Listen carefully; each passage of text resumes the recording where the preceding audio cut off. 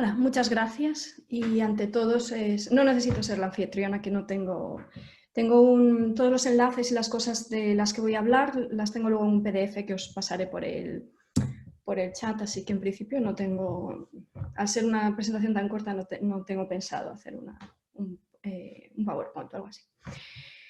Bueno, el objetivo de mi microponencia en realidad es abrir un tema de debate para reflexionar sobre todas las posibilidades que nos está ofreciendo la tecnología hoy en día. Es decir, yo estoy llevo un año pensando en este tipo de cosas y reflexionando, y sobre todo me interesa muchísimo escuchar todo lo que tengáis que decir sobre este tema que estoy aquí abriendo. Y que como ya digo, estoy empezando a asomarme desde un año, en cierta forma, gracias a un proyecto en el que estoy ahora involucrada, que mencionaré 4 cosas brevemente. Pero durante esta presentación quiero dar un par de pinceladas y exponer lo que he visto yo que se está haciendo con el tema de humanidades digitales. Creo también que, en cierta forma, como se ha visto esta mañana, a raíz de toda la cosa del COVID, pues el uso de las tecnologías nos está haciendo cambiar un montón de hábitos, como por ejemplo esta misma conferencia que en circunstancias normales estaríamos teniendo de manera presencial, pero estamos haciendo a través de Zoom y está funcionando todo muy bien. Es decir, también los tiempos nos están haciendo cambiar y utilizar las tecnologías. En la ponencia de ayer también vimos estas reproducciones del Pórtico de la Gloria y de cómo el Museo de Lugo, de la música de Lugo, pues ofrece un recorrido virtual. Es decir, estos son simplemente un par de ejemplos. Pero bueno, empiezo. Sobre las humanidades digitales. Sobre todo para la gente más ligada a la academia, el nombre de humanidades digitales le sonará mucho, porque en la última década se ha popularizado muchísimo este término, tanto para referirse a diversos problemas teóricos relacionados con el papel de las humanidades y las artes en un contexto digital, como sobre todo en las aplicaciones prácticas en bibliotecas, archivos y museos. De esta forma se abre una falsa dicotomía, una dualidad entre las STEM, que es como en inglés se denomina Science, Technology, Engineering, Mathematics, y las humanidades, como si fueran dos mundos teóricos apartes, un poco como la guerra que hemos visto siempre entre la ciencia en contra de las humanidades, de las artes, o incluso dentro de la música, pues la música práctica contra la música teórica. Pero en realidad estas dos cosas yo creo que se pueden, es decir, el uso de las tecnologías se puede explorar muchísimo más y no quedarnos en lo que se está haciendo hasta ahora.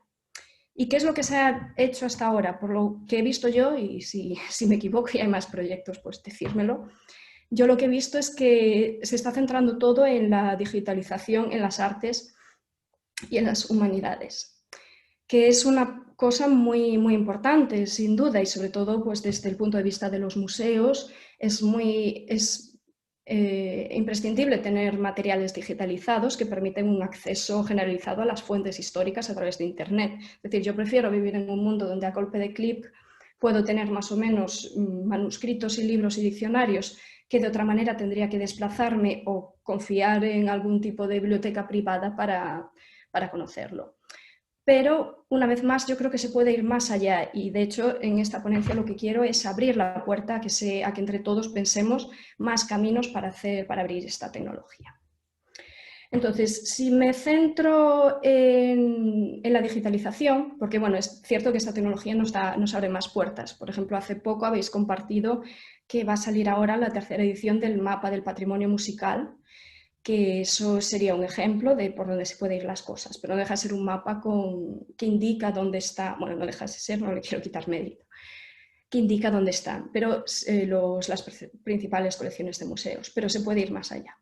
Si me centro por un momento en la digitalización, lo que he visto es que normalmente lo que se está haciendo es digitalizar documentos en papel, como manuscritos y partituras, y también digitalización de fondos sonoros. En España, sin ir más lejos, tanto la Biblioteca Nacional como la Biblioteca Nacional de Cataluña tienen proyectos de digitalización muy, muy importantes y están poco a poco digitalizando.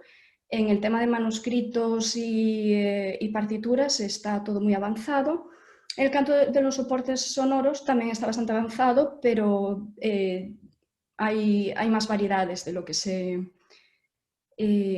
puede estar haciendo.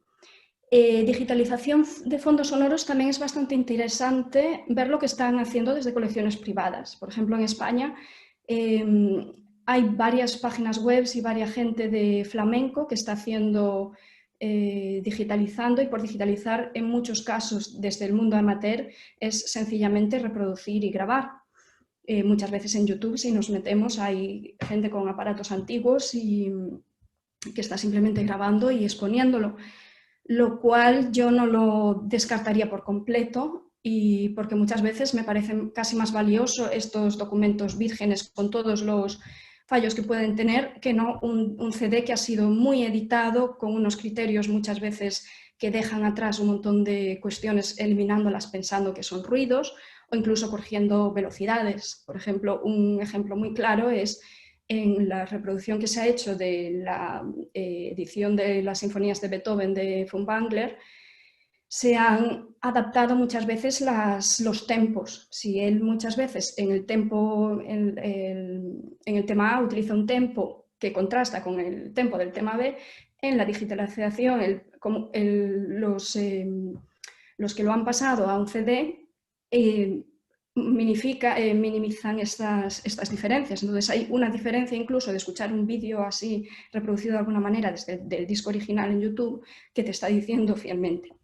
Evidentemente, todas estas cosas se pueden hacer mejor, y de hecho yo creo que una de las cosas que se podría hacer es hacer un protocolo de digitalización de fuentes sonoras o algo así, similar al trabajo que hicieron Cristina y Elena, por ejemplo, con el trabajo de instrumentos, etc. Pero bueno, esto por una parte. Ahora entramos en los instrumentos musicales, que también tienen su parte de digitalización, que me parece muy interesante, y aquí es un poco donde quería ir. Por una parte, tenemos ya desde hace bastantes años páginas web como los proyectos del MIMO o el MIM, que son estas bases de datos donde están centralizada la información de un montón, o sea, no me atrevo a decir todas, pero de los principales museos del mundo. Estas bases están muy bien. Como ya os comentaba, todas estas cosas que voy comentando, os paso los links por el chat. Estas iniciativas están muy bien, y en cada página de cada instrumento pues suele haber un par de fotos de los instrumentos e información. El problema con esto es que al haber mezclado informaciones de diferentes museos, desde el punto de vista de la investigadora, que soy yo en este caso, nos encontramos muchas veces una torre de Babel. Es decir, para buscar un instrumento tienes que poner en la búsqueda varios idiomas, porque no siempre es tan evidente que te los traduzcan. Hay muchos museos que simplemente escriben en su idioma, en el idioma que manejan, toda la información. Por lo tanto, hace que la base de datos funcione de una manera no demasiado así. Por hablar simplemente de cosas que suceden en la península ibérica, la definición de qué es una gaita, una chirimía, por ejemplo, en los distintos museos nos puede llevar a una búsqueda que es realmente muy, muy difícil. Luego también tampoco están unificadas, por ejemplo, cuando incluyen muchos más datos, por ejemplo, de medidas de los instrumentos. Ya no me refiero de las unidades de medida, que sí que suelen utilizar los milímetros, sino, por ejemplo, en el caso del fagot, que es mi instrumento, hay una tradición alemana que hace que lo mida. Si el instrumento da la vuelta, pues mide el tubo a lo largo con toda la vuelta, mientras que lo más estándar en el resto del mundo es medirlo de arriba a abajo, o sea, como si estuviera simplemente de pie, no teniendo en cuenta la vuelta que da. Es decir, esto es un ejemplo un poco así cortito de lo que me he encontrado, pero lo comento un poco por decir que está muy bien el proyecto y estoy encantadísima de que exista, pero sigue siendo complicado y haría falta bastante unificación, es decir, no es tan perfecto. Por otra parte, creo que también se queda corto, porque 2 fotos o 3 fotos del instrumento, etcétera, simplemente creo que la tecnología que tenemos hoy en día no está para mucho más. Al principio comencé hablando de que lo que me ha llevado a pensar en todas estas cuestiones de la tecnología es un proyecto en el que estoy involucrada. Este proyecto, no voy a entrar aquí mucho, pero brevemente lo que estamos haciendo ahora mismo, estamos investigando unos instrumentos, unos fagotes de pequeño tamaño, haciendo un catálogo que eso ya hemos realizado, y ahora lo que estamos haciendo es llevándolos para hacer escáneres tomográficos, es decir, como los tags del médico, pero con bastante más potencia que eso, es decir, para hacerle radiografías que luego podremos utilizar los softwares para hacer reconstrucciones e imprimirlos con tecnología en 3D. Entonces, este es el proyecto que me ha llevado a pensar todo este tipo de cosas. Sobre todo en lo que respecta al escáner, porque al ver todas las opciones que se abren, yo creo que sencillamente simplemente para mostrar este tipo de cuestiones, es decir, los instrumentos, no quedarnos simplemente en las fotos, puede abrir un mundo muy grande. Y ya se están empezando a hacer este tipo de cosas. Desde el Museo de Instrumentos de Nuremberg, por ejemplo, ya se ha realizado un protocolo de cómo llevar a cabo estas tomografías, que no dejan de ser rayos X, pero sé que todo esto suena pues muy caro, entre otras cosas.